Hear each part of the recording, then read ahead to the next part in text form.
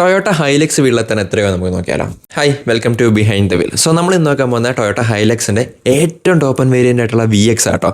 ഇതിന് ഒട്ടനവധി മാറ്റങ്ങളായിട്ടാണ് ടൊയോട്ട ഇപ്രാവശ്യം ഇറക്കിയേക്കുന്നത്. എൻ്റെ ഫേസ് മാറി, എൻ്റെ ഇൻറ്റീരിയർ മാറി, എല്ലാം തന്നെ മാറി. പക്ഷേ എനിക്ക് പേഴ്സണലി ഫീൽ ചെയ്യുന്നത് ലാസ്റ്റത്തെ മോഡലായിരുന്നു കുറച്ചുകൂടെ എന്താ പറയുന്നത്, ഒരു മാൻലി ഫീലുള്ളൊരു വണ്ടിയായിരുന്നു. ഇതിപ്പോൾ കുറച്ചുകൂടി EV ആയിട്ട് എനിക്ക് തോന്നുന്നു. പല മാർക്കറ്റുകളിലും EVs ഇറക്കിയിട്ടുണ്ട് കേട്ടോ. നമ്മുടെ ഇന്ത്യൻ മാർക്കറ്റിൽ EV ഇല്ല. ഓക്കെ, എന്തായാലും ആവട്ടെ, നമുക്കിവിടെ കാൽക്കുലേറ്റ് ചെയ്യുന്ന രീതി 30% ഡൗൺ പേയ്മെൻറ്റ്, 5 ഇയർ 8.5% ഇൻട്രസ്റ്റ്, അങ്ങനെ കേട്ടോ.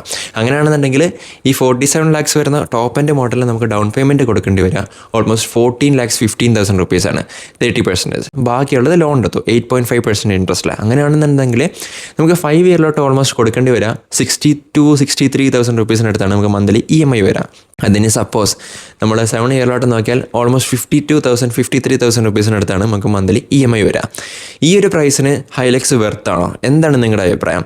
എനിക്ക് പേഴ്സണലി അറിയാം, ഹൈലക്സ് എടുക്കുന്ന ആ ഒരു ഇഷ്ടം കൊണ്ട് പോയി എടുക്കുന്നത്, ആരും വില നോക്കിയല്ല പൊതുവെ എടുക്കാറ്. പക്ഷേ കഴിഞ്ഞ മോഡലുള്ള എടുത്തവർക്ക് പലർക്കും അറിയാം, മാസീവ് ഡിസ്കൗണ്ടാണ് കുറച്ച് കഴിയുമ്പോഴേക്കും ടൊയോട്ട കൊടുത്തിരുന്നത്. ഓൾമോസ്റ്റ് 10 ലക്ഷത്തിന് മുകളിൽ തന്നെ ഡിസ്കൗണ്ട് കൊടുത്തതായിട്ട് എനിക്ക് അറിവുണ്ട്.